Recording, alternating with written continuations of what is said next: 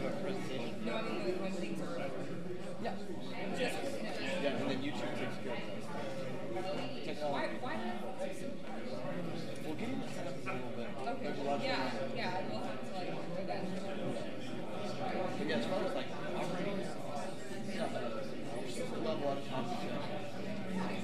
Snapbox or whatever it is. You know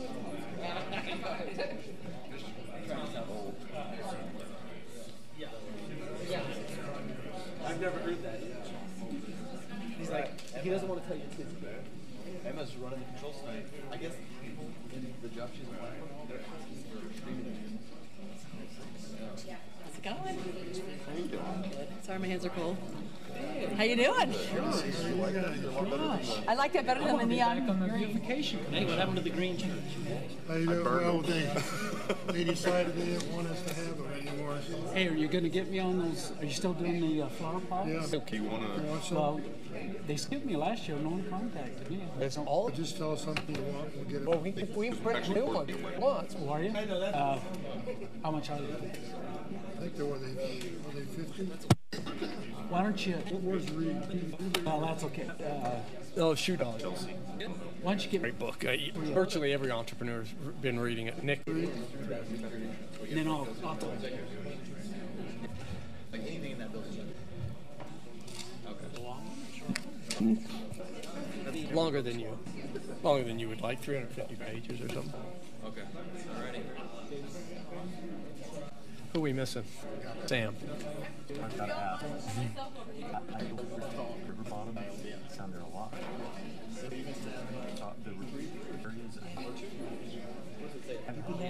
Hey, we've got to start our meeting. Sorry, I've got to kick you out. Ladies and gentlemen, how are you tonight? The mayor is out of town. Oh, and I'm not starting yet because I've been waved off by the recorder. Hold on. Someone find Sam Lentz. Dave, can you hear us? David, are you on? Yes, I can hear you. Okay. Yes, David, I am. I'm not quite ready to start, evidently. Sounds good. I'll put you on mute until you start talking. Ladies and gentlemen, we welcome you to the City of Orem City Council meeting tonight. Mayor Bruntz is out of town. My name is Tom McDonald. I am Mayor Pro Tem and will be conducting most but not all of this meeting because of an issue that's coming up a little bit later. The mayor is at a family funeral. Mr. David Spencer of the City Council is joining us electronically as is permitted by our bylaws, and we will start our meeting. So thank you very much for being with us today. As we call this meeting to order, we'd like to start with a invocation by Sharp Matthews, and then we'll have the Pledge of Allegiance by Scout Troop 640. Sharp. Mr. Matthews, come on up, please. If you'll stand right there and speak into that microphone, to your right. Nobody.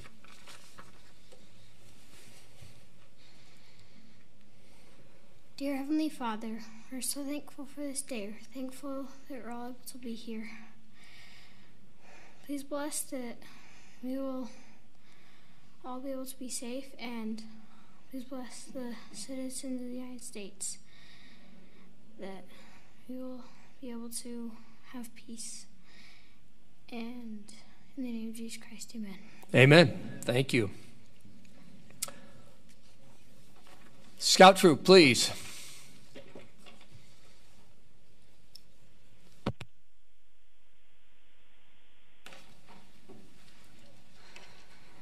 Will the audience please rise? It's coming in front of us, I think. Color guard, attention. Color guard, advance.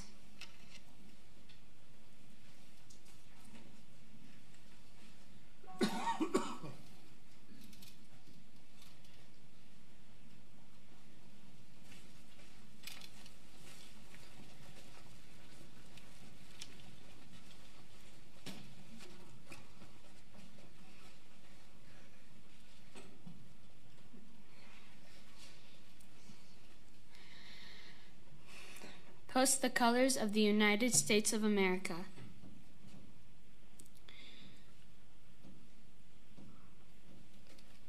Post.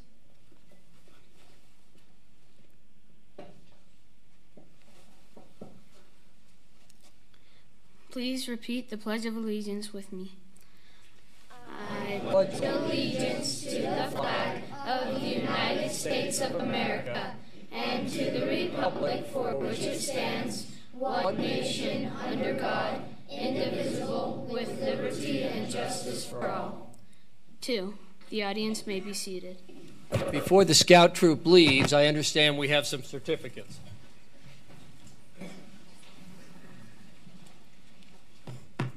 You've got various photographers here. Why don't you stand right in front of there, that whole group.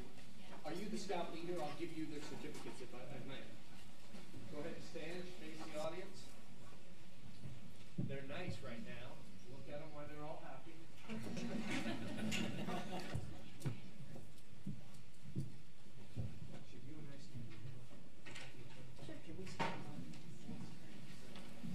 Here's our photo op.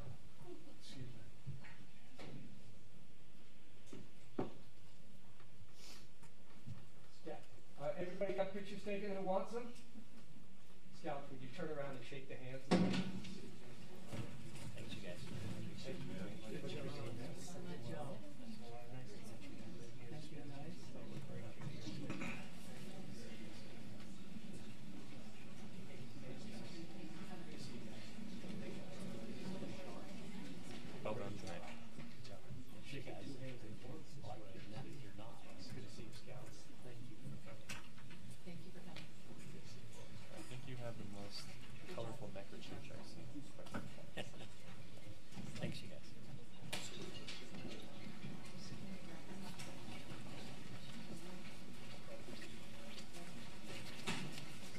Hey, Tom. Yes, David. I'd like to thank Troop 640 and Laura Gilson for putting the Pledge of Allegiance on. That was great. Did you hear that before you leave? Your neighbor said thank you. Well, we appreciate you being here. And for those of you who came for the highlight of the meeting, I think you've just hit it. Thank you very much for this scout troop and what they've done for us this evening. We have no minutes currently ready for approval. We reviewed some upcoming events in our city planning meeting before, but don't feel need to duplicate those today. We do have 2 applications for various committees. We have an application to serve on a subcommittee of the Summerfest by Mr. Wally Harkness, who's been on this committee before. I think most of the members of the City Council and David, who is absent, are familiar with Mr. Harkness. And we also have an application from Mr. Jerem Olson to serve on the CARE-TAC Advisory Commission. This was sent out in minutes in our meetings beforehand, so I would recommend a motion to accept these 2 men. So moved. Second. It's been moved and seconded. We'll say all aye, I think, on this one. Is that okay, Jamie? Right? All in favor, say aye. Aye. Aye. David, we heard from you as well, David. Thank you very much. Yes. We now get a report of 10 minutes or less. You get bonus points if it's less from the Beautification Committee. Please come on up.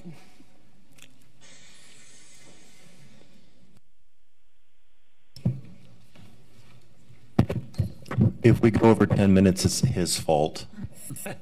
Well, we're happy to be able to do this again. A police force in the back with tasers. I've already talked to her. Okay, just come stand right near him if we get near 10 minutes, okay? I already talked to her and offered her lunch, so it's going to work out. We're happy to be able to do this, and we're especially happy that we have Sam Lentz as our representative to the commission. I'm going to turn this over to my son, Sean. He's good at this stuff, and he's going to run it, and then we'll jump in where we need to. Well, I want to thank you for your time and letting us present this. We always look forward to this time of year and showing what we've done and the things that we have planned for the upcoming year. So we'll just go ahead and jump right into the presentation. Our mission statement as the Beautification Advisory Commission is: the Orem Beautification Advisory Commission seeks to preserve and enhance the beauty of Orem City. We strive to inspire businesses and residents to continually beautify their surroundings through city-sponsored initiatives, events, and programs. So our commission members include Tanya Harmon, who is the top left there, and going across the back row is myself, Emily Davenport, and then on the front row is Sherilyn Bennett, Aaron Arulian, who is the chair of the commission, Melvin Rodriguez, and Chelsea Young, who is not present, so I just decided to put her face in there so you can see what she looks like.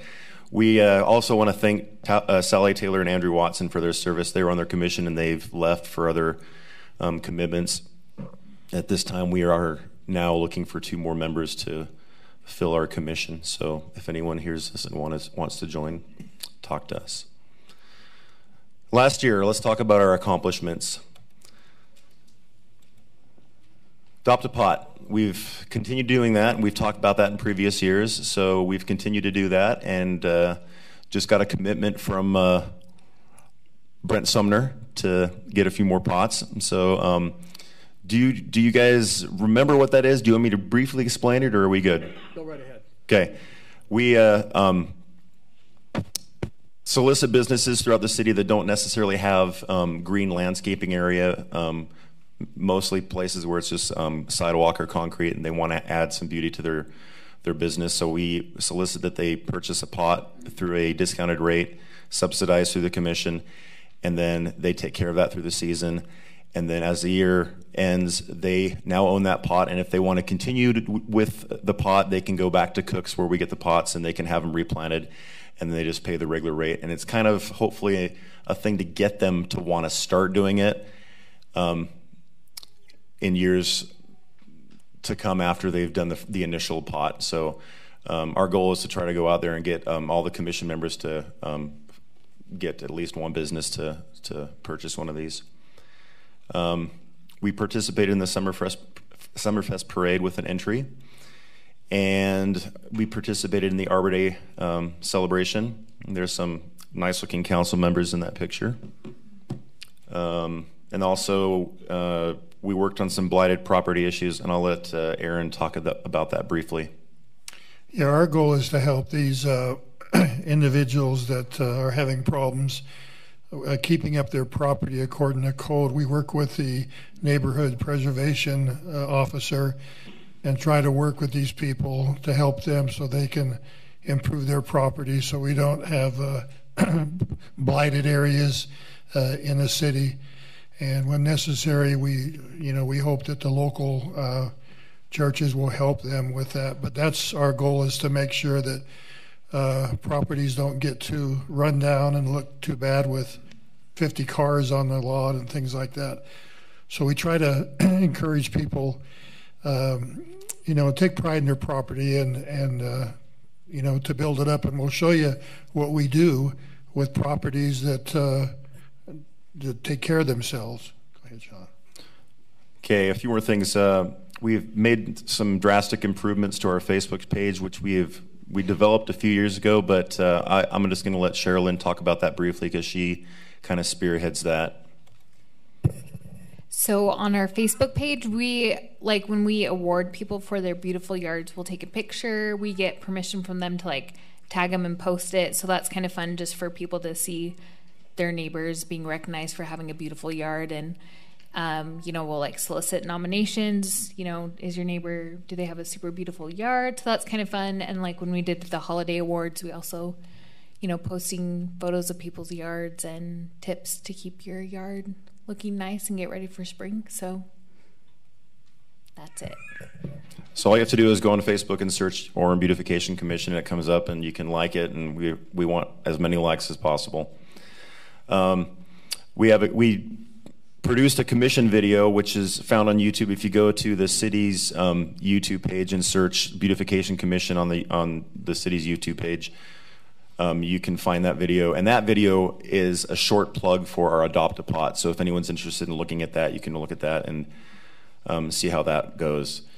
Holiday Decoration Awards is something that we accomplished this year, and we will talk about that in a minute here. And then Beautification Awards, which is what we do every year for both residents and businesses alike. This year, we gave out 50 Beautification Awards for different residents in the city of Orem. Just a few pictures, because we have a lot. These are just a few pictures of the yards that we took pictures of. And as you can tell, we have some citizens that really care about the way things look, and we really appreciate that and want to recognize them for that. So they receive that sign in the yard for 1 month, and then the next month we go and find someone else that deserves it. We handed out 3 business beautification awards. I'll let Aaron talk about that really briefly. Yeah, this is the nursery on State Street, and you can see how excited and happy they were to get the award. Go to the next slide, Sean. It's Sun River, and you can see how they take care of their business. Really beautiful example. They went ahead recently and just re-landscaped their whole property, so we gave them an award for their efforts. And Wells Fargo Bank, they did some landscaping, and so we give them an award for that. And then Motex, if you've been past their place is always beautiful, and so we give them an award this year. And then we also gave out 5 holiday decoration awards, and that's the sign that they get put in their yard. And then I'll also let him talk about that as well. Is that just for residents, not for? It's for both. It's for both, and we've actually found some businesses that have done a great job, and so we've. Orem City did a great job this year. Oh my goodness, yeah, that was an impressive light display out there.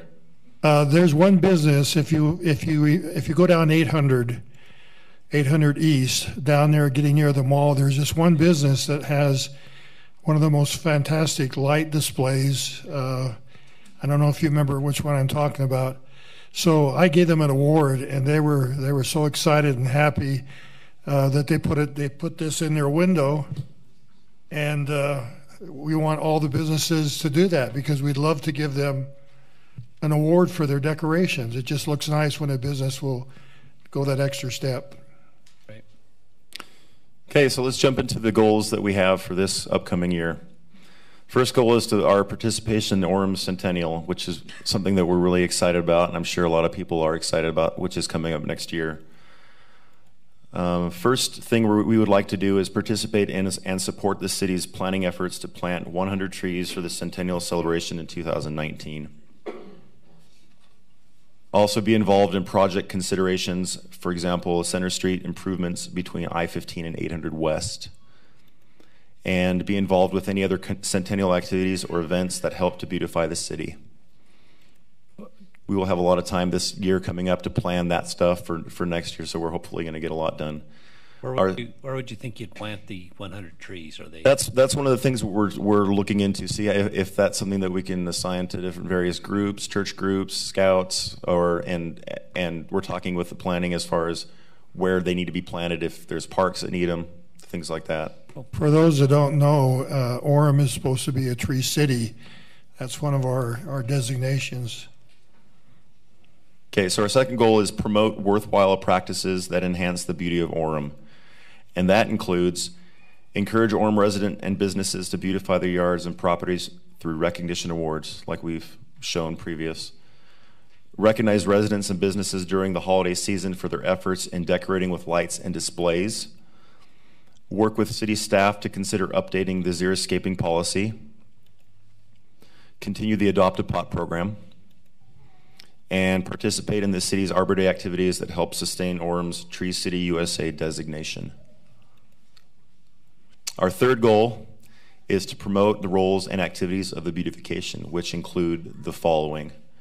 Update and maintain the Commission's bulletin board at City Hall, which is that way down the hallway. I'm sure you've seen it. Continue to promote the Commission and beautification activities through its Facebook page. Promote the Commission's goals and initiatives through additional online videos that we have planned coming up. And participate in the Summerfest parade. And those are our 3 goals for this year. And hopefully we'll get all those done and add to them. And at this time, I just want to open it to you guys. If you have any other questions, that's our presentation for last year and this year. First of all, I want to thank you for your supporting our commission in our efforts to make this city a beautiful place, because Orem is going to be the center place of Utah County with the mall and all that happening. So we appreciate your support. Well, thank you for all you do. Members of council, are there any questions or comments? I'll make a comment. Go right ahead. All right. Thank you. I love what you do. One thing just to kind of keep in mind, it'd be interesting to get your input or your take at some point after you've talked about it. But with this last summer, we had the first year of some of the tiered water rate pricing structure that went in place, which encourages conservation of water uses. That the flip side of that is it could encourage dry spots associated with that as well. So it would be interesting if the Beautification Commission had any input or thoughts on ways that we can better educate or involve community education in how to still maintain a beautiful green yard without the water. So why don't we let I'll let Melvin talk just briefly about that because he's more knowledgeable, but that has to do with the xeriscaping. Yeah. See if we can get the codes so that more residents can do that because it is more water-wise. Yeah, just briefly.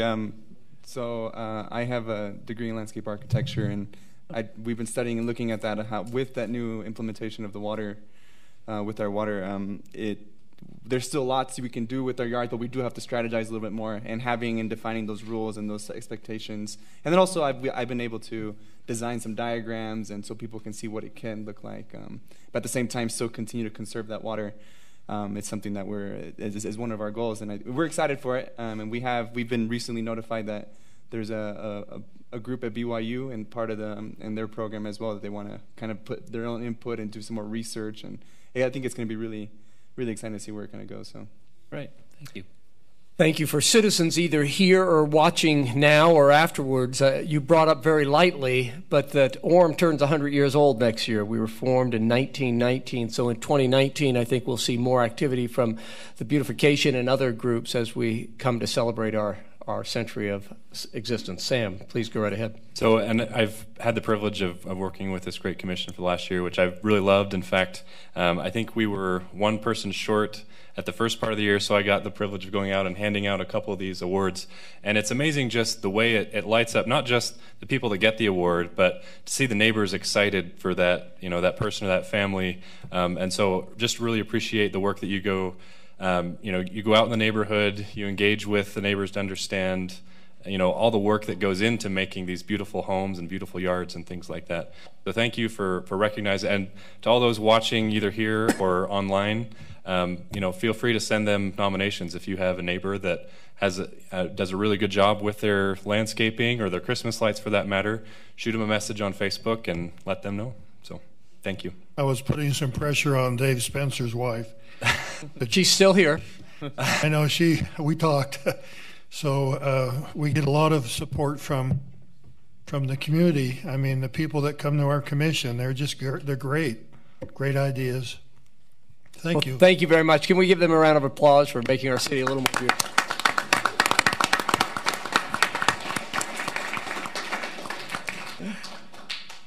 We have a time set apart for personal appearance, but didn't have anyone sign up for that. Are you speaking on an item that's on the agenda or something afterwards, sir? Is it? I didn't have a chance to sign up on it, but I have something I want to say. Is it something on the agenda or not on the agenda for tonight? I haven't had a chance to look at it. Tell me what it is and I'll let you know. I'm having a problem with a sacred cow. Come up and talk about your cow for 3 minutes, sir. Please tell us your name, and you have a 3-minute limit. Come right up to the microphone, the podium where the young man offered the Pledge of Allegiance from.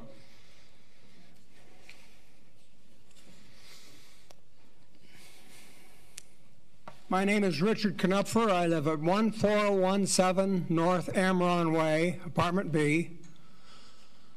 I've lived here for over 3 years now, and I have a problem with a sacred cow that's killing this country, literally, and has so for hundreds of years now. The sacred cow is called the Second Amendment. When our founding fathers were forming this country, we needed a Second Amendment because we had a chain around our necks by people that didn't want us to have freedom. So we broke that. We formed the 10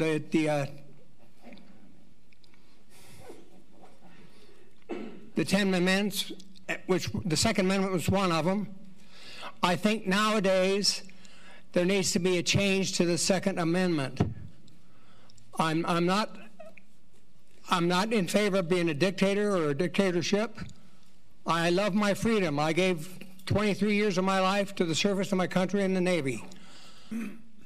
3 years in the as a volunteer firefighter in Ivans. I love this country. There's no country on this planet that's greater than it. That's the one thing I learned from my time in the Navy. But I think our Second Amendment needs to be modified to some degree where these clowns can't. When I went home for dinner tonight, I saw on the news where this perpetrator had 5 clips with 1,500 rounds of unspent ammunition. We need to control this somehow, and I think our legislators need to throw away their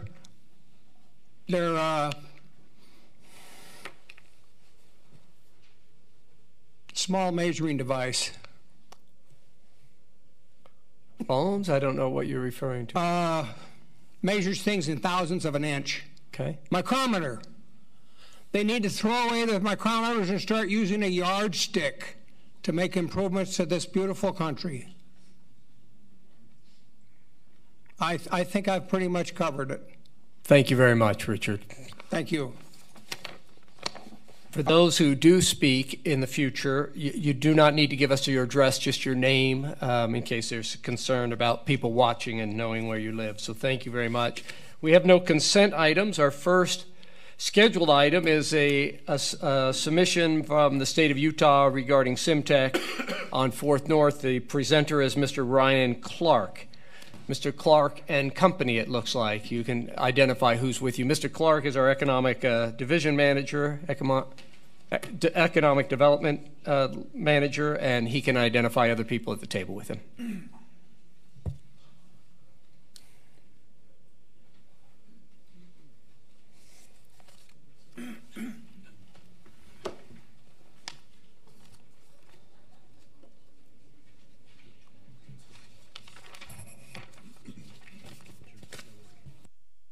All right, thank you, Mayor Pro Tem and Council. I'm joined today by Mark Jones, who is the plant manager for Simtech, which is now known as Certainteed. He's on the far left. And in the middle is Brad Wilson, who is the founder and former CEO of Simtech and now an employee with Certainteed. We're here tonight to ask for your support in a resolution authorizing us to apply for a state recycling market development zone through the state of Utah through GOED, the Governor's Office of Economic Development, so that Simtech can apply for tax credits associated with their plant expansion. I'll give a little bit of background. Right now, their manufacturing facility is located on 400 North near Interstate 15. They're joined by Mighty Light on their eastern boundary, and then you can see the Mighty Light site on the south side of 4th North also. Simtech is the only manufacturer of this type of fence in the entire world. I was just told by Mark. I didn't realize that. But they use recycled plastic products to manufacture fence posts and panels that simulate a stone finish. If you've ever been around the back side of our public works site, this line's our property line that we share with Simtech. It was founded in 2007. They have approximately 75 employees, and what's great about their business is the majority of their product leaves the state of Utah and is sold outside of this region. They were recently acquired by Certainteed in 2017. Certainteed is I think, is it worldwide or national? North American company, over 5,700 employees through 60 manufacturing plants. Mighty Light, their neighbor next door, manufactures tables, chairs, dance floors, and other types of office furniture. They also use recycled products in their manufacturing process, and we've reached out to them to see if they would like to be included in this effort. Right now, Certainteed is expanding their site. They have a 38,000 square foot building under construction. This will bring their plant size to well over 100,000 square feet, and they will be installing one new manufacturing line at this time with a possible second one in the near future. And I believe, Brad, are you the one that's held on to the property, or are you the owner of the property at this time? Okay, Brad's father is the owner of the property, and Certainteed executed a new lease with them with several options into the future. So the Governor's Office of Economic Development offers many different tax incentives for businesses. One of these is a recycling market development zone. And what this does is it helps promote businesses that use recycled materials and hopefully encourages them to use them in their manufacturing processes. The two credits that a company is eligible for is a 5% non-refundable tax credit on the purchase of new machinery, and then a 20% tax credit, which is up to just $2,000 on eligible operating expenses, and this can include wages paid for the people that work on those lines. An example of how this would work is if a $1 million manufacturing line was installed, they could apply for a $50,000 credit on the machinery and a $2,000 credit on the operating expenses for a total of $52,000. This would come off of their state income tax application that they submit through a form that's required by the state. For them to participate in this program, they require the local government to be involved. We are requested to submit an application to GoEd with a resolution of support from the City Council. Then we designate these properties as a recycling market development zone, and then we have to offer an incentive as part of that, and we are offering and suggesting in the application that we will help fast-track site plan approvals at no extra cost. Just a reminder, this is not a land use zone. This is only for tax credit eligibility, so it doesn't change any of the zoning down there as far as manufacturing. So the advantages is hopefully this will help to retain two of these larger manufacturing companies in our city. Primary job creation will be associated with manufacturing lines. A primary job is a job that has income that's paid from outside of the economy, the regional economy, and injects new money into our economy. And then there will likely be an increase in personal property tax on that equipment. The only disadvantages associated is a local contribution, and then we are required to do an annual report showing the success of this zone being created. And then if you have any questions for myself or Mark or Brad, we'd be happy to take those at this time. Could you go back to the site map that I think is 2 slides before right there? Where is the new building going in? Can you mark that somehow? It's the little square that says Simtech in it. Yeah. North of that, in that big empty area where the trucks are parked. Okay. And the contribution we're making is staff time, but not additional cash or tax incentives. Is that correct, Ron? That's correct. We would expedite the process and kind of put them at the front of the line as we go through staff review and get comments back. Okay, I see that Councilman Seastrand has a comment. I'll turn to him next, but I also wanted to clarify that this is not a public hearing. Is that correct? So this is just be communicated by the City Council. So, Mr. Seastrand. Yeah, it mentioned on there that there's a reporting, an annual reporting. How many years does that go out before it's? So this zone will be in place for 5 years. At that time, we would have to reapply for it. So we will have 5 years of reporting. Word on the street is that the legislature may sunset this type of credit. We've yet to hear if that's the case, but I was made aware of that by GoEd that that's a possibility. So it could be less than 5 years. Okay, thank you. Other comments? Well, with that, I think I would accept a recommendation from a member of the council. Mayor, I'm ready to. Mayor Pro Tem, be quick on that. I would be ready to move that we approve the submission of the application as required for the 1330 West 400 North and the Mighty Light 1301 West 400 North properties as a Utah recycling market development zone. Is there a second? Second. Second. Mr. David, if you're still, Councilman Spencer, aye or nay, please? Aye. Debbie? Aye. Aye. Aye? Aye. Aye. The motion passes. Thank you and congratulations on the success and growth of your business.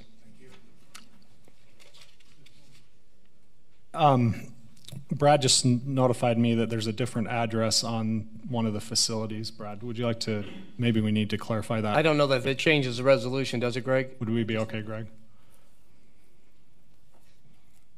We have it yellow marked. If we're off on a number, I think we can fix that. Is that correct, Greg? Or do you need just to re-say something? That's correct. If you could just tell Donna what the correct number is, we can send. Yeah, I just noticed that in the resolution, Mr. Citron, at specified the existing Simtech facility and the existing Mighty Light facility addresses, but did not include the new facility that's being developed. And so I think it's important that we include that new facility address as well. Greg, do we need to clarify, or the fact that it was mapped out, are we okay? I would confirm the motion covers the additional building. Excellent, thank you. All in favor, just say aye. Aye. Thank you. Thank you. Thank you. We'll now go to item number 17, presented by Mr. Jason Bench.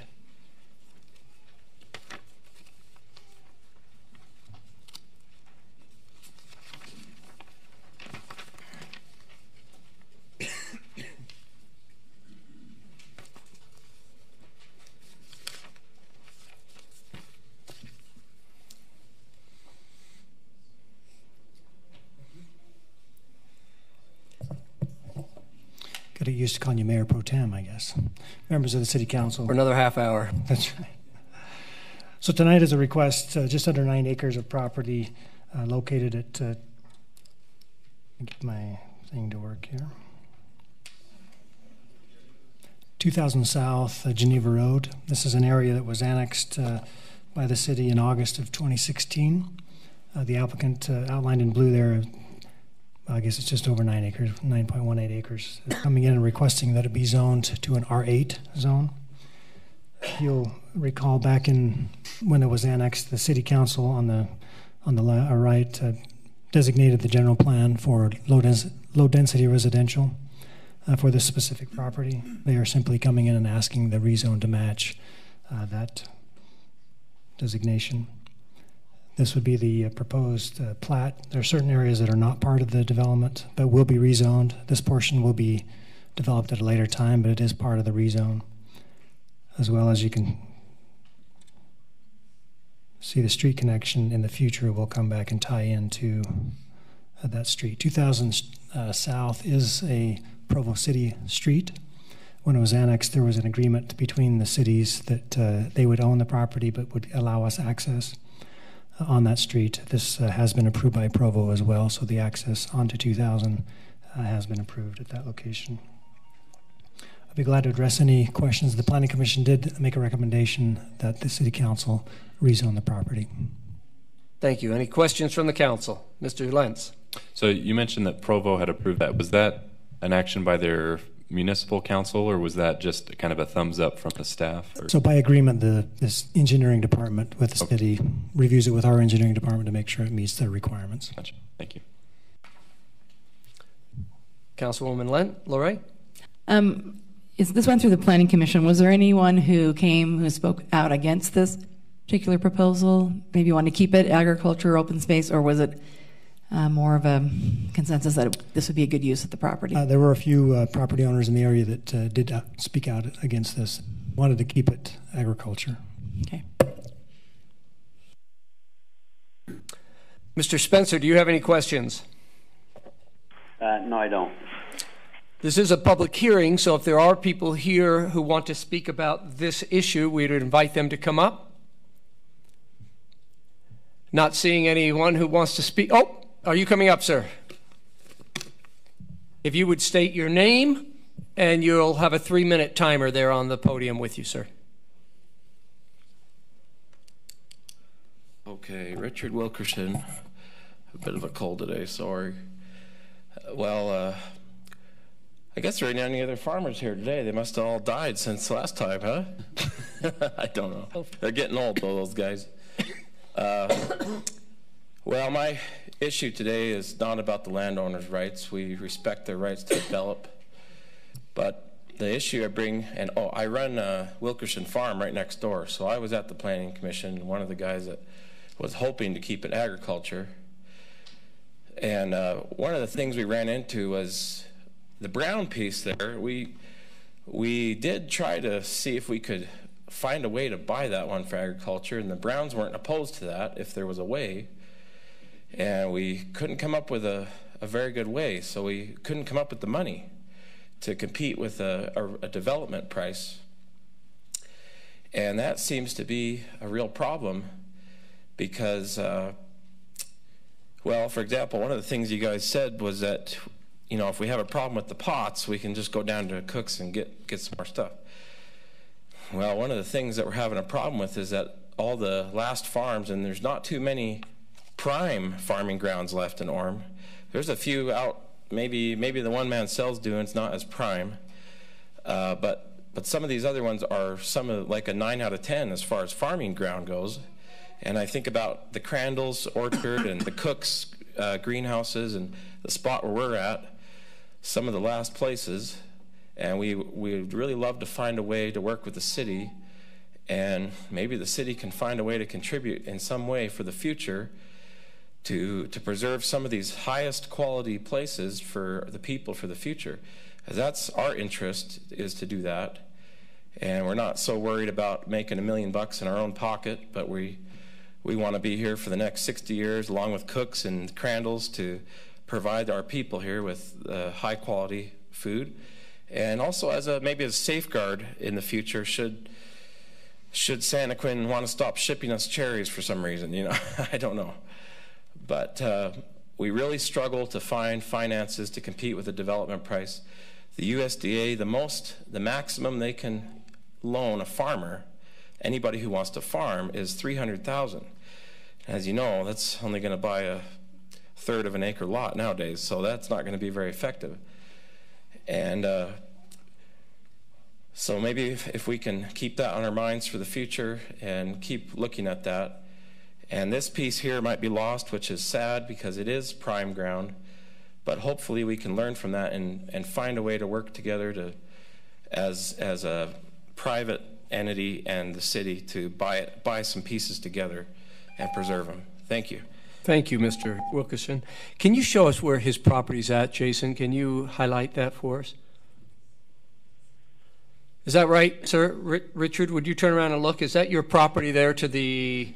Yeah, that's the one. Is that to the east? Am I turned around? That's correct, the east. Mm-hmm. And what do you farm there, sir?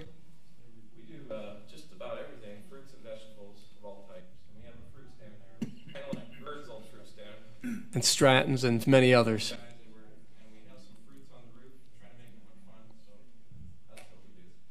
Thank you. Are there others from the public that would like to speak about this issue? Thank you. I bring it back to the council then. Are there questions or comments from the council? Comment. Mr. Seastrand. I appreciate you coming, Mr. Wilkerson, and I'm thrilled you're able to keep the farm there with the previous development that was proposed.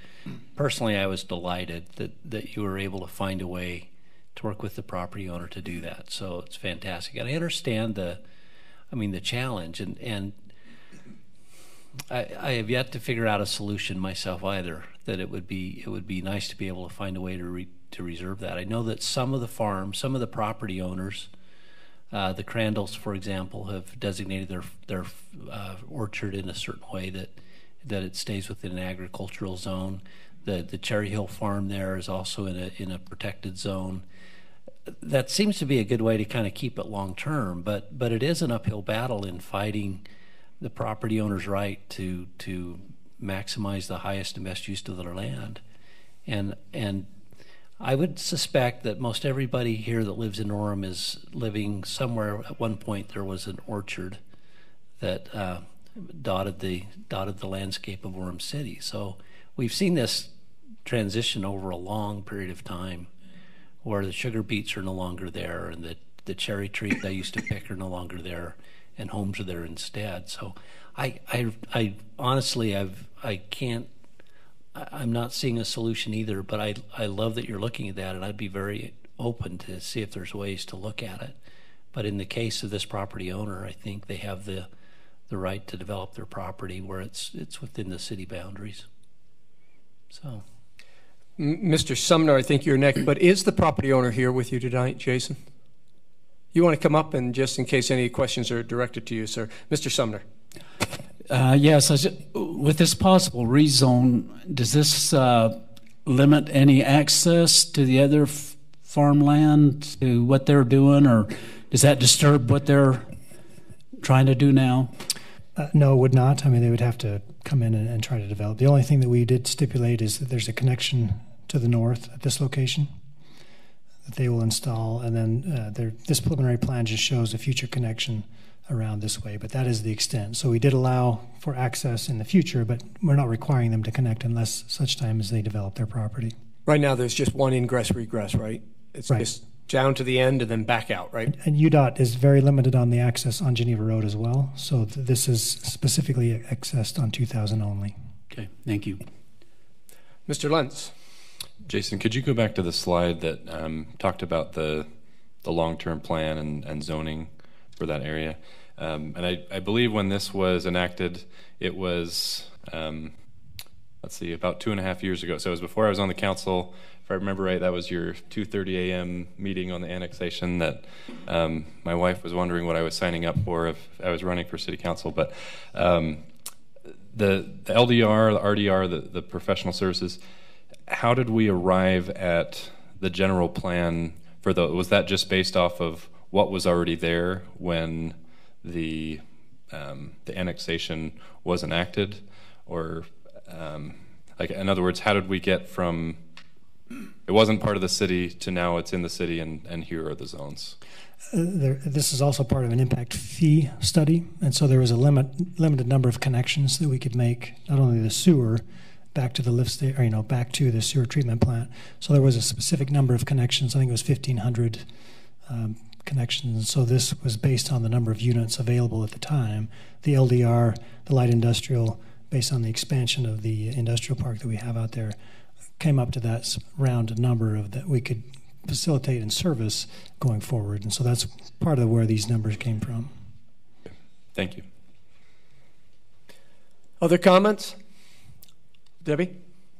Can you tell me about the kind of homes that are going to be built here? Kind of give an idea of the price range? Yes, thank you.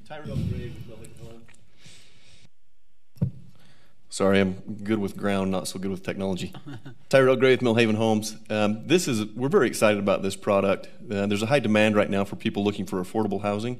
That's usually the second or maybe third. This will be one of our semi-custom products. We're typically known for very expensive custom homes. Our typical home price right now is close to $1 million. These homes will start around the high $300,000. So we're looking for something that will be compatible. We've got a couple people who have already approached us that live in the neighborhood straight across the street that are just wanting to move up to having their own private residence instead of being in a condo or a townhome situation. Did you hear that moan? Nice. That was my mother thinking that low 300s was an affordable home. I don't know if you heard that. Times have changed. They have. Thank you. Other comments? David, any from you?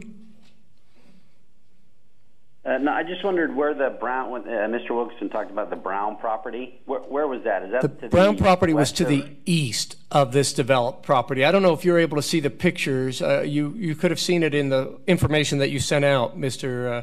Bench, but it's to the east of this property. And they are part of this subdivision, or part of the rezone property. Yeah. If you're looking at the plot map, it would be lots 1 through 5. Okay. No, so Mr. Wilkinson's property is just to the east of the little. Yes, okay, that's fine. Yep. Understood. Thank you, Mr. Spencer. Are there any other comments from the members of the council? And then I would entertain a motion. I can make that.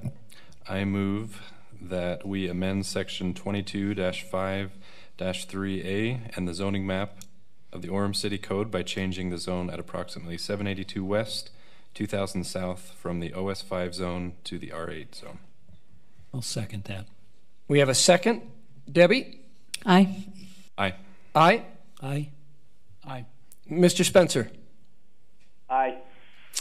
I show that passed. And again, I welcome Mr. Wilkinson to communicate further with Mr. Seastrand and come up with an idea that'll help us in that area. Thank you for your interest in being here tonight, along with the older farmers who are in bed right now. But thank you for being with us tonight. Appreciate you being here. Thank you for your time. We now move to another ordinance, Ordinance 18, and this puts us in a somewhat unusual situation for the city. I have a conflict of interest. I have to recuse myself. So we talked with legal counsel. When the mayor is gone and the mayor pro tem is going to recuse himself or is gone, then our council told us, city council told us that those who are remaining will choose a temporary mayor pro tem, and I'll come back after this issue is done. And by city ordinance, I am supposed to leave the room, so I leave it to you folks to decide who will be the current mayor pro tem. I would suggest our previous mayor pro tem was Sam Lentz, that we have Sam go ahead and I agree. be the temporary. You okay with that, Sam? Sure, that's fine. Do we need to vote on that then? Do you want to lead the vote? Okay. So, Brent? Aye. Aye. Aye. Dave. Okay, David? on. You need Dave? Aye. Okay. All right. Thanks, Dave. So, that's close enough. All right. Let's see. Jason, did you want to bring the applicant up with you for this item? We can. I think Mr. Chatwin is here. Oh, Washburn is here as well, representing the applicant. And Greg, keep me in line. We're slipping pretty far down the depth chart tonight, so if I misspeak, please jump in and correct me. So welcome, and if you could introduce yourselves as well and tell us who you represent. Thank you. My name is Paul Washburn, and I'm representing, I guess, Mr. McQuarrie and Mr. Chatwin this evening. My name is Rick Chatwin. I'm one of the developers and owners. Okay. Thank you. Jason, do you want to get us started? Sure. So I'll just give you a bit of background. So there are two pieces that we're talking about tonight.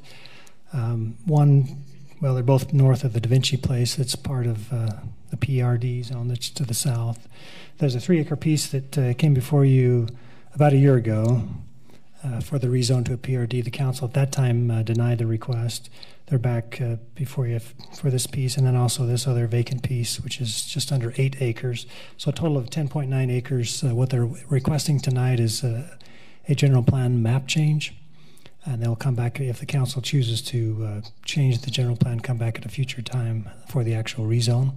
So tonight is only to change it from the professional services zone, which is what the PD6 or the park is zoned, and then, or general plan, and then they want to change that to the low density residential.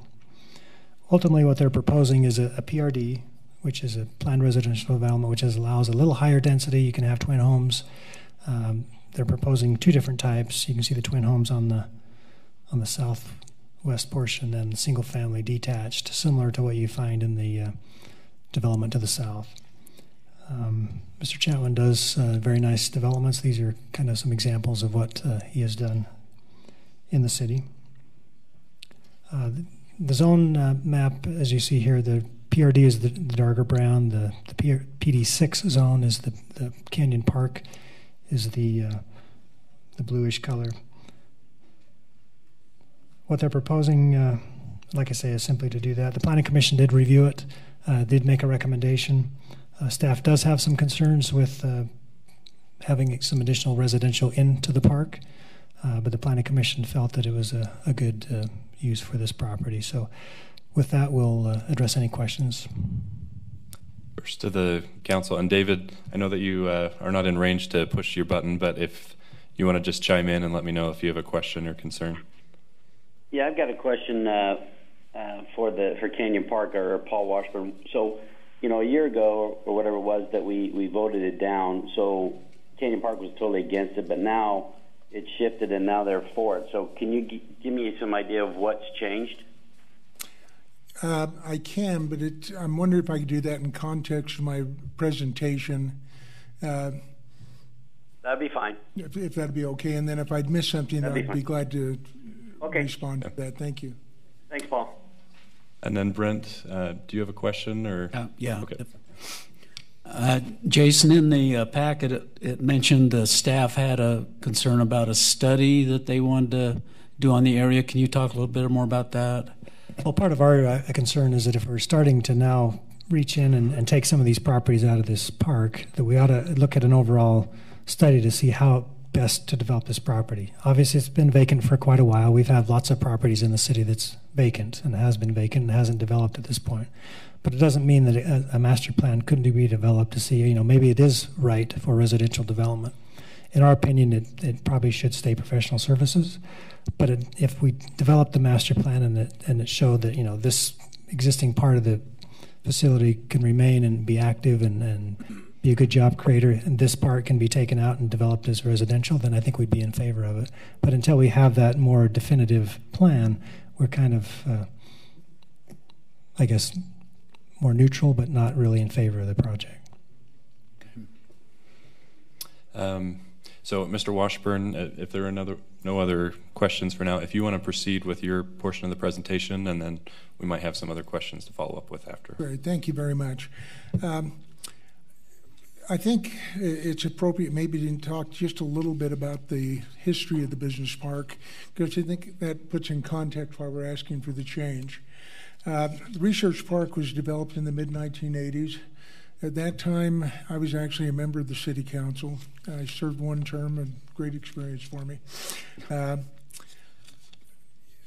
In the mid-1980s, the country was suffering from a pretty serious recession, not quite as bad as one we just went through, but most of the savings and loans in the country had gone down.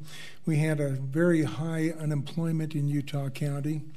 And for those of you as old as I am and look back at that, we really had three main employers in the county at that time. We had Geneva Steel, we had BYU, we had the Alpine School District.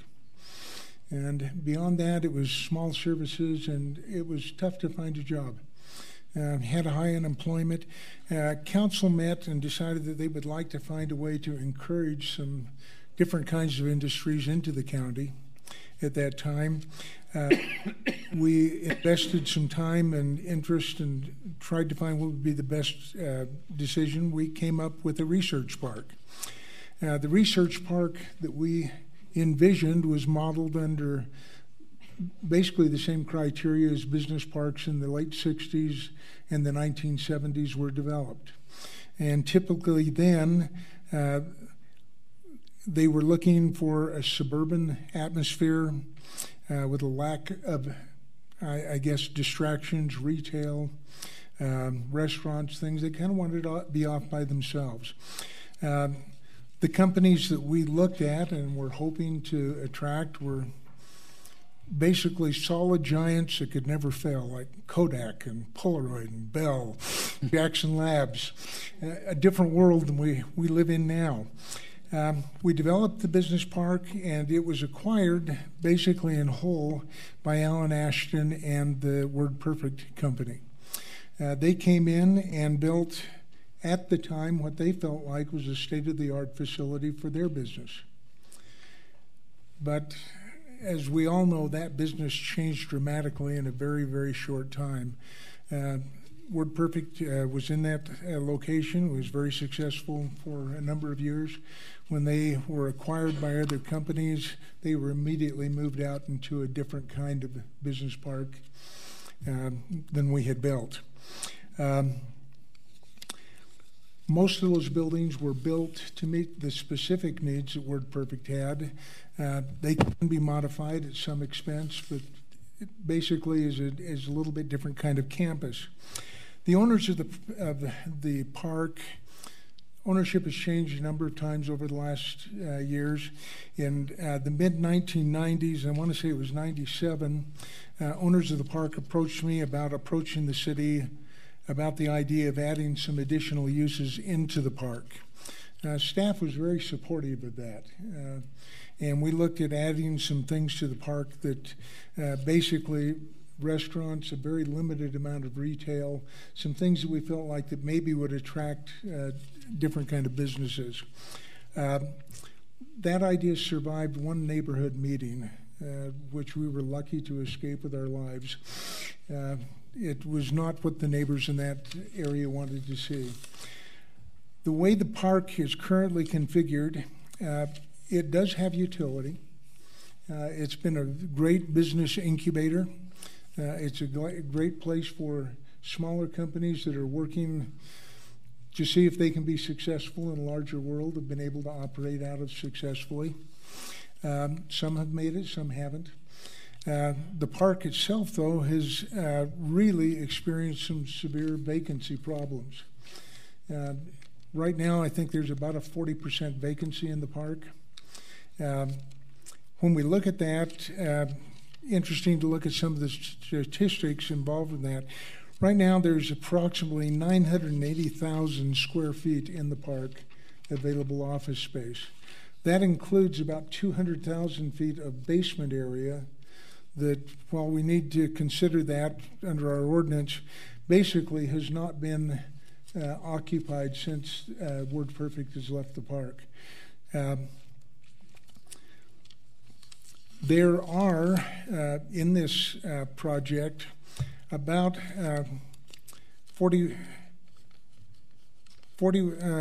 currently I think there are 4,298 parking stalls in the project. With our current parking standards, and particularly now that the staff and the council come in and realize that we probably don't need parking for non-occupied areas, vestibules, entryways, the adjustments that we commonly make now in determining a parking requirement. There is enough parking on site to add probably an additional 200 to 250,000 square feet of additional space within the current campus, not including the two parcels that we're talking about. Did you have a map, an overall map? Oh, no. Maybe that one, yeah. If you look at the, I guess the Google Earth shot, we have some large areas of, oh, thank you, I didn't know that. We have some large parking lots, sorry. Some large parking lots in these areas that could easily accommodate additional square footage. It also, and it probably would make more sense to maybe add square footage to existing buildings if there was demand to make them, somewhat more functional.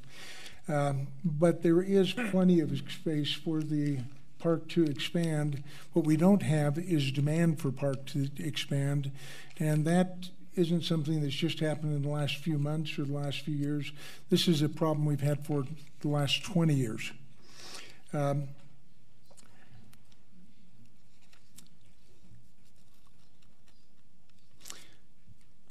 other concerns we have with the park is the development elsewhere in Utah County that impacts the park. If we were the only game in town, we might be able to say, well, people have to come here if there's no other space. There's currently 600,000 square feet of office space being developed at Thanksgiving Point. There's almost 1 million square feet of office space being developed in Sandy and Draper currently. There is going to be over 3 million square feet of offices being proposed with the prison relocation. That does not include over 2,000 acres of property at the point of the mountain that's under private ownership that likely will be turned to development in the near term, talking the next 5 to 15 years. I think what it adds up to is it unlikely that there is going to be demand for this park to see expansion to any great degree.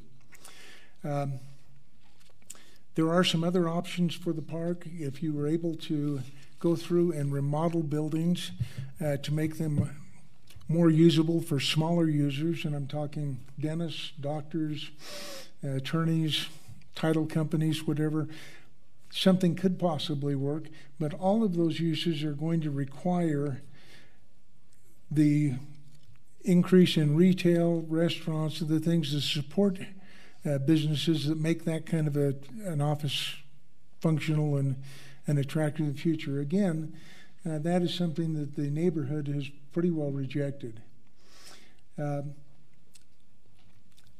I know the city would like to come in and do a master plan or do an overall look at the master plan in that area. I guess the concern I have with that is I don't know what you're going to find. Unless they believe that there is a use that the owners of the park who have gone to a great amount of effort over the past 20 years to market it, to find ways to bring people in. I think really have explored almost every reasonable avenue to do that. I don't know that the staff is going to find something that we haven't over the last in the next couple of months that we haven't found over the last 20 years. I think it's prudent to realize, to be able to know that there is possibilities to amend the park if necessary. And I think, as we pointed out, we have additional ground, we have the parking on site. If some need were to come about that we would need to make those changes, we certainly can with what's here. So, at any rate, we believe at this point taking this basically 11 acres out of the park makes sense. These areas are reasonably close to the existing residential that is there. The kind of development is going to be very low impact, not likely to generate much traffic. The nice thing about this kind of housing, where it's been basically occupied by older or retired people my age, even though we do drive cars, we generally don't drive during the peak hours. And I think we would have less of an impact on the existing neighborhood and really do no detriment to the park that's there and allowing it to remain. So anyway, I'd be glad to answer any questions you might have. Any questions for Mr. Washburn? I have one. Sam, I've got one. Okay, let's go with Dave first, Debbie, and then Brent. So Paul, has the ownership changed hands recently? Were you able to hear the question? Or? To my knowledge, the owners that have owned it for the last few years are in control of the property right now. I don't know what the future holds. But I think there's some foreclosure proceedings that are pending, correct? I think that may be the case, yeah. This property is not a part of that foreclosure proceeding. Okay. And I guess if there is a foreclosure in place, that points to the, I guess, lack of viability of what existing there. Thanks, Paul. Thank you. Any more, Dave? No, I'm good. That's what I wondered. Okay, Debbie.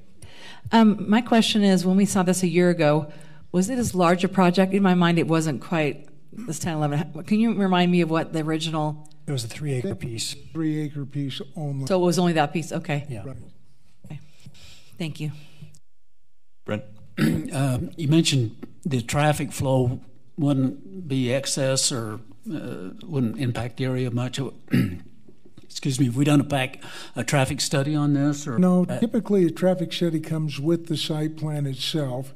However, traffic study for the original park anticipated significantly higher density that has been built to the point now.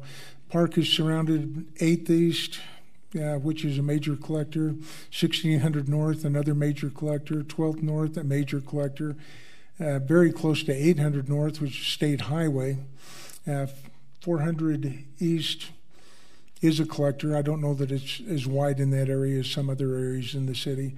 But again, I think this, obviously you'd want to look at a site plan with, traffic study with the site plan. But again, I think you're going to find that it's far less than what the traffic that was anticipated for the area was. Thank you. Jason, I believe this neighborhood is one that the neighborhood has gotten together and we've approved a neighborhood plan for this neighborhood, correct? Can you speak to how this proposal either aligns with or does not align with the primary objectives of this neighborhood's plan? I think the neighborhood plan contemplated this staying as the park, but low density, or the PRD density, it probably fits within the overall area. So I don't think it'd be contrary to that plan. So it doesn't necessarily specifically identify this, but it would not meet the spirit of it would have to meet the spirit. Okay. Sorry, I didn't mean to talk over you, but yeah, it wasn't contemplated when the plan was completed that this would be converted. So. Okay, thank you. Mr. Chatwin, do you have anything that you would like to add on to those or talk about the development itself? A lot of people are aware of what Chatwin Homes developments and Penny Lane and Peach Lane and other custom homes that we do.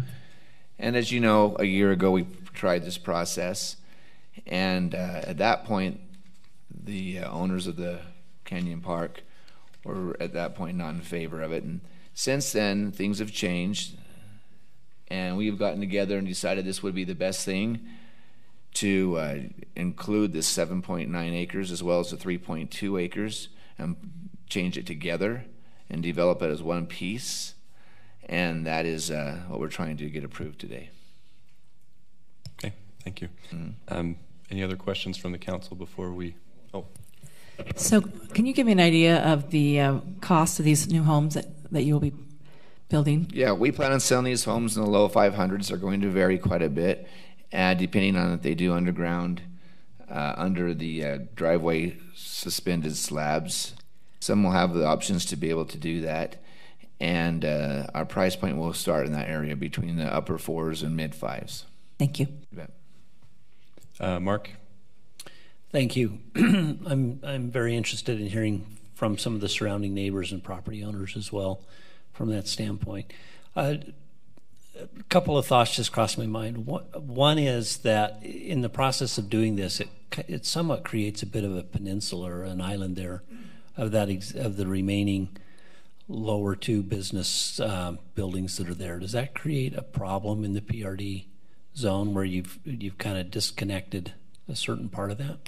Doesn't create with the PRD zone itself, but I would caution that if you start splitting that off, then anything that they want to do, expand or modify their site, would be more difficult bit of a problem when it's surrounded by residential. Yeah. And I recognize that we've seen in other proposals throughout the city that the current frame of thought from a development standpoint is that by doing a blended mix of commercial and housing seems to add a nice combination of you live there and you work there, and it makes for an easy. Is that a part of the future that you see this park having, or this development having a impact in that format? I think it would be. It is probably possible. I would tell you, I think the politics of it would be difficult. If we're looking for housing that typically would be live there and work there, it'd probably be higher densities and lower cost housing. I don't know that would mix well with this specific neighborhood. So you wouldn't see people that work there using these homes then as part of their Well, I think maybe mid-level management, upper management. So, but as far as this being something that would be housing for an entry-level employee, probably not. Probably not. Yeah. Jamie and Jason, maybe you can enlighten me a little bit. So when you look at it from a city standpoint, and you're saying that there could be some benefit in re-envisioning or looking at this area to remaster plan the concepts, what types of things would the city look at that they could do to help revitalize or to get involved with the development of this aspect? Are there some tools there that are worth sharing that could be possibilities? Well, I think it would just be a matter of hiring a consultant that would have separate ideals and be able to come in as an independent eyes and just see how it could be developed in the future going forward. I mean, obviously it's a park that's been in place since the mid-'80s, and so it's something that we would want to consider. I mean, there's a great job creator and a potential job creator at this location. Once we lose that, then, I mean, if it's gone. Once you develop it as single-family 50 lots, it's going to stay 50 lots for the future. And so I think that's mainly our concern, is that it's a job-creating location. It's already zoned that way. And so, in our opinion, it ought to stay that way. Now, it doesn't mean that it couldn't change and it couldn't be a great development. That's not our point. The point is that this is created for that, and it could be held for future development. How would a business planning aspect be paid for on something like that? I mean, those aren't done free, but when you're hiring consultants in that, is that something the city would look at paying for, or is that something you expect the developers to look at, or where does that fit in? So if I may, this area is part of a project area of an old redevelopment area. And so we would anticipate, if we were to engage in a process as described by Mr. Bench, there'd be money sufficient within that redevelopment area to fund the cost of a plan and a review. Is there some funding that's still remaining in that fund? There is. Can that be used for anything else besides? Well, I mean, in addition, it's specifically tied to project improvements, and so it wouldn't necessarily be money that could be used, for example, for a residential property. Right. But for looking at how much is there a significant amount that's still available in the RDA? No. In fact, if this were to, for example, continue to blossom or flourish as a redevelopment area, it's probably something where we would need to approach taxing entities again and re-engage and essentially recreate a community development area under current state law. This RDA was created in 1990, and so there are different laws that govern those type of projects today than back in the 1990s. So there might be a little bit of funding available to help with the development plan, but nothing major that wouldn't require additional legislative action.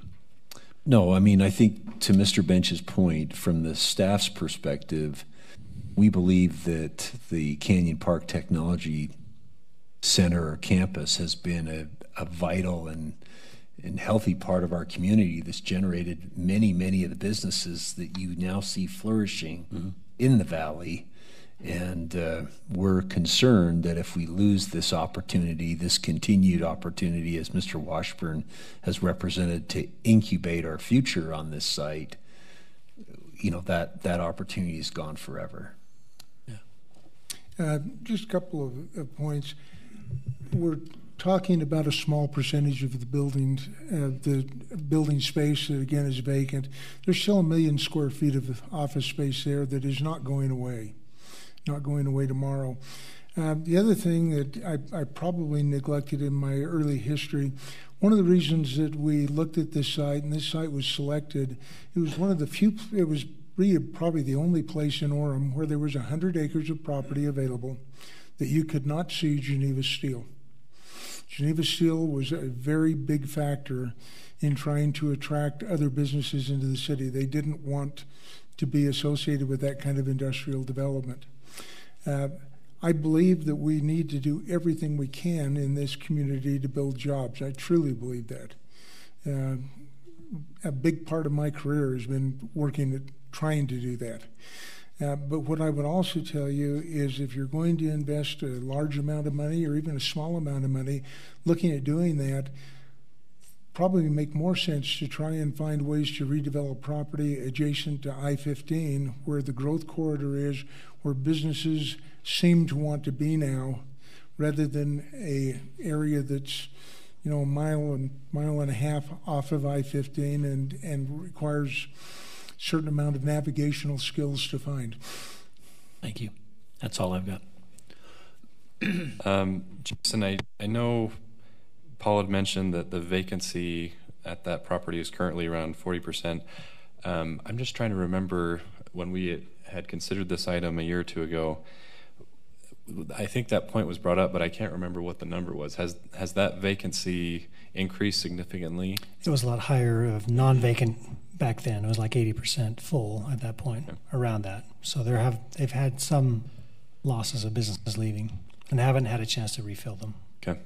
And I mean, obviously this is a very long-term decision, and I don't necessarily want to rush to judgment just off of one figure that fluctuates from time to time. But I was just to David's question earlier, I'm trying to understand what factors have changed since the last time a proposal like this came forward for this specific property. So, any other questions from the council before we open the public hearing? Dave, any questions? I'm good. Okay. So this item is a public hearing.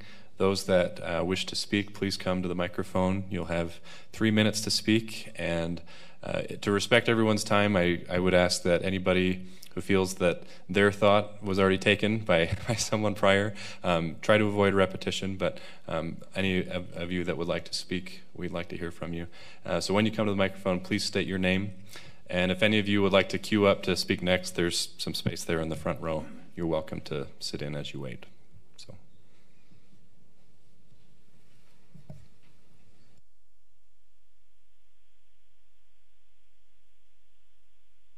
My name's Mike Jasper.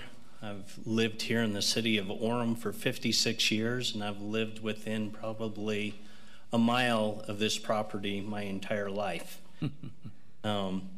I had Chatwin Homes build as a home on Penny Lane, where I was the HOA president. And then when the Strattons decided to do the Peach Lane area, I was the first home that built there on Peach Lane and also became the HOA president. We love our homes there. I think they're two of the prettiest subdivisions in our city. They're well maintained, they're well taken care of. When we sold our home on Penny Lane, it literally sold within hours, and we had people, they were just flabbergasted about how nice these homes are. I know we are looking at, if you were able to approve this, Strawberry Fields, of actually wanting to build there. It's just such a lovely area. I can remember when that was actually Gilman's Orchard prior to, and also a welfare farm in that area. But I know that we as neighbors in that area really would prefer to see these nice homes built rather than it turned into a commercial area. Thank you. Thank you.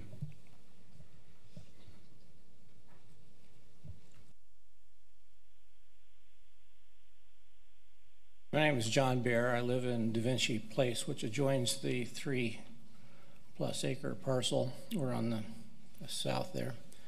I've been in several of Mr. Chatwin's homes in Penny Lane and Peach Lane, and they're beautiful. Very high quality homes, and I would be very happy if I were buying a home in the area to buy one of those. And my last comment is that 3 acre parcel is really an eyesore. It gets overgrown with vegetation. Trash accumulates there, and I would love to see something develop there, and I think this would be a good addition to the neighborhood. And so I'd be in favor of the proposal to rezone. Thank you.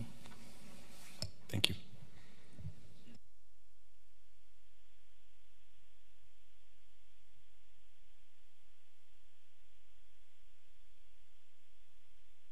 My name is Dave Noble. I'm a resident of Da Vinci. Yes, the 3 acre parcel is an eyesore. The weeds grow about above my navel frequently. Joe Walker calls the owner and begs him to come and chop the weeds down on a regular occasion. It has been for sale for many years. I bought my home there 10 years ago. I was not living in it at the moment. I moved into the home 6 years ago. I have personally gone over and poked sticks and rocks into the holes, holding the sign up so that it would stand up straight. There's been no interest in buying it other than when we last met here, I was here as well. Point of clarification, there was a charter school that was interested in the property.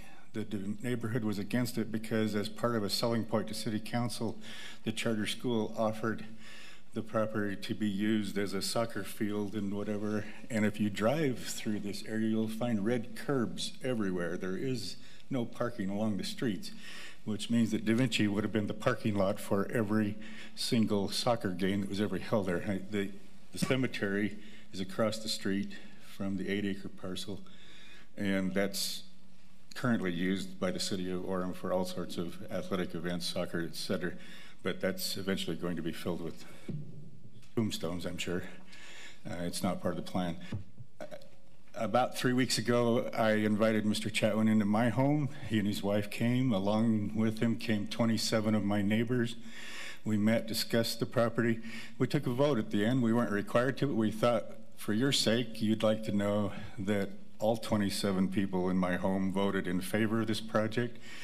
So I think there's a vast majority of the property owners in Da Vinci that would like to see this happen and not see something else come in that would not be considered neighborly to us.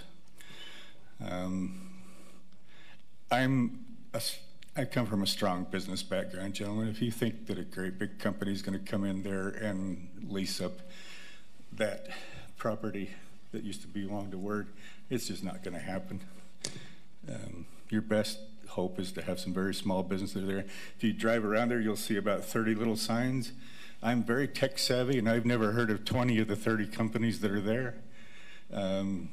I'm guessing that they don't occupy much more than a couple, 2,000 or 3,000 square feet apiece or something. I don't really know that for sure, but they're very small startup tech companies.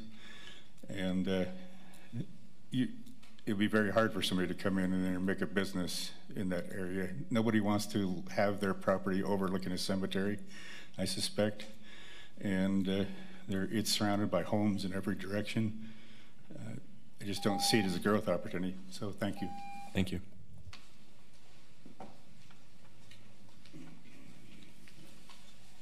My name is, excuse me, Tom Dockendorf, and I feel like I'm in church where you're waiting to get up and on the stand to say something. Anyway, I have lived in Da Vinci since 2009. We're in lot number 2. We're on the other side of the wall from the field. And I remember at the time that I made an offer on the home, I asked what's going to happen with the field, and the Ivory folks that were selling still had 7 lots left in Da Vinci, and that has now completely filled in.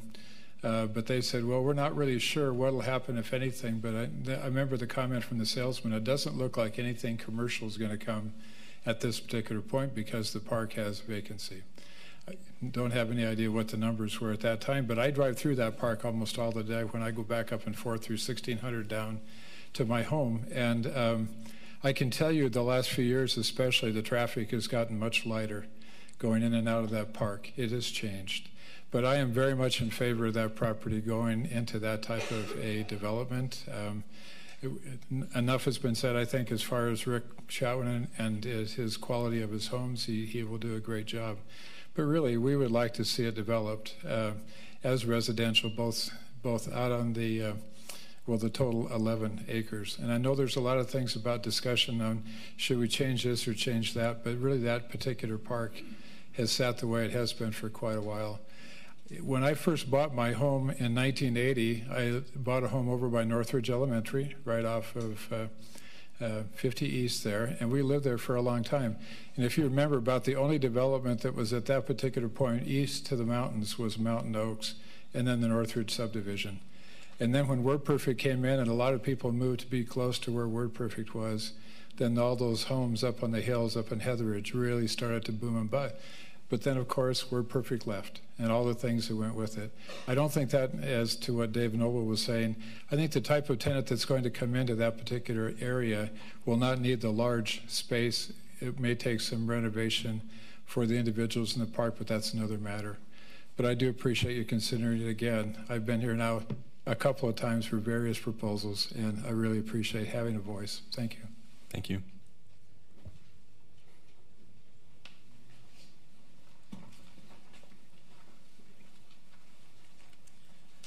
I'm also a Da Vinci resident. I'm Guy Grenny. I was here the last time that this property was being looked at, and their attitude at that time was like all kinds of businesses wanted to come in, and it was a bunch of nonsense. And the field right there that we're talking about next to Da Vinci has been lying open, and the grass just grows up, and it doesn't look very good. And we'd love to have nice homes in there, low-density homes. Thank you. Thank you.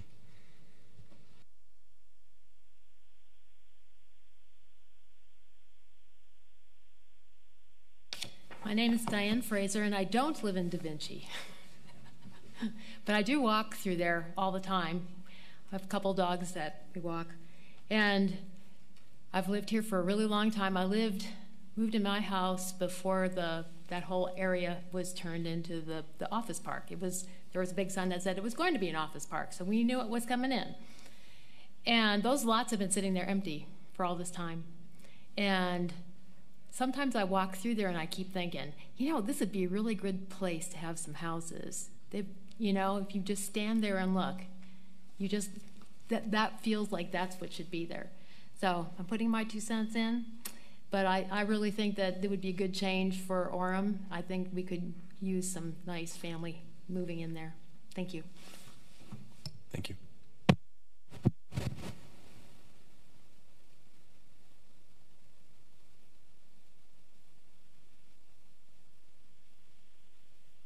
don't live in Da Vinci either. I actually didn't even know this was going to be on the agenda, but I'm glad it came up. Actually, would you mind stating your name? Oh, Joshua Pope. Sorry. Thank you. I used to work in this business park a couple of years ago, and so I identify with a lot of what's being said about it losing its tenants and it not really doing very well.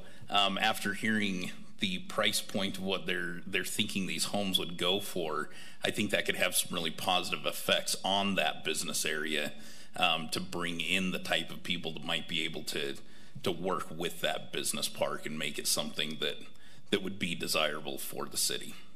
So, thanks. Thank you. Joseph Walker. I am the current HOA president in Da Vinci Place. I just would like to point out one or two things. A question was asked about if people would live there and work in the park. The answer was given was middle management up would probably be good. We do have, living in our subdivision right now, one man that walks to work in the park and loves it.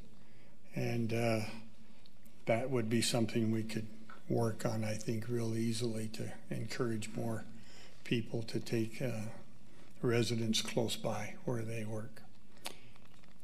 You would find a swell of opposition, if I have read my constituency correctly, if we tried to develop other little commercial restaurants and all the other kinds of things that would seem to be possible. If we did that, there would be a swell of opposition, not just from Da Vinci Place, but from all of those on 1200, 1600, and even on the west side of the park. This seems to be a natural island. The park is willing to give up that piece to residential for many reasons, financial and other. That would be the best use I think you are going to be able to find in the future for that piece of ground. And we would, we don't have anybody that it lives in our subdivision that would oppose this particular project that I know of. Thank you. Thank you.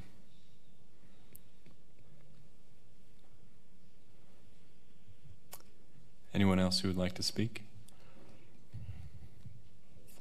All right, I don't think we have anybody else, so we'll bring it back to the council and open it up for discussion and further questions. Did we have anybody from the property owners of the two businesses that are there? Have they expressed a concern or anything about the two that are surrounding it? Yeah. Yeah, the owner of this building right here came to the planning commission and was against the rezone. He didn't want to be surrounded basically by residents. Is he here tonight? I don't know if he is. Okay. What about the one on the corner? I haven't heard from them. They didn't speak at either of the meetings? Mm-hmm. Okay, thank you. Okay. Anyone else? Any questions or?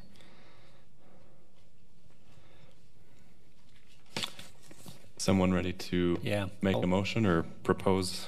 I'll tell you what I'm thinking, and then you guys can kind of see where you sit from this. So, it's been interesting for me to see how areas develop over a period of time. I appreciate the history on this, Mr. Washburn. Thank you.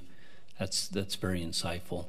We see the current trend is that we're seeing a lot of development around the freeway, especially for the development. We see that we have a lot of property around Geneva Road, around the freeway. As a city, we're looking at that. It's called the wedge there between the Geneva Road and the freeway as good development spot for future businesses, professional office, and so forth.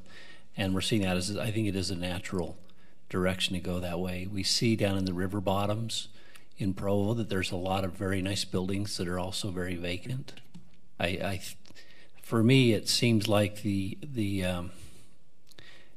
future on this is not that it's in doubt, but there's probably enough space there to be able to develop some still robust commercial activities. I like the fact that additional buildings could be built with the reduction of parking spaces.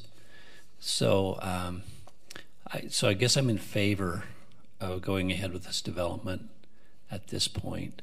And I think I would also like to still do a development plan for this area, because I'd be very interested in what can we do to help as a city be involved in looking at the factors that are driving the change in the business environment, to be able to better understand and maybe better support it with the building space that is there, because I do believe it's an important part of this community that's generated a lot of jobs, a lot of businesses over the years. But I would be in favor of supporting the housing development in this particular property. And so I would make a motion, got to read the right one here, that we amend the Orem General Plan map by changing the land use designation on the 10.9 acres for professional services to low-density residential, located generally at the 800 East and Timpanogos Parkway. Second. Okay. And David, were you able to hear the motion as well? Yeah, I was going to do second, but Debbie beat me to it. So. Okay. Fair enough. David, do you want to start us with vote? Yeah, aye. And Brent? Aye. Aye. Nay? Aye. The motion passes.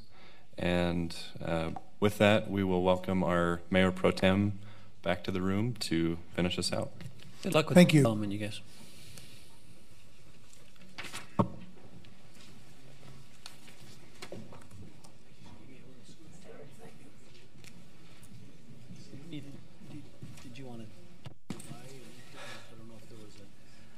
I walk back into the room and everyone leaves. That's the way it is with this group, huh? Thank you very much. I don't know any communication items. Richard, I think, had some, right? No, budget item? He does not, but I did misspeak.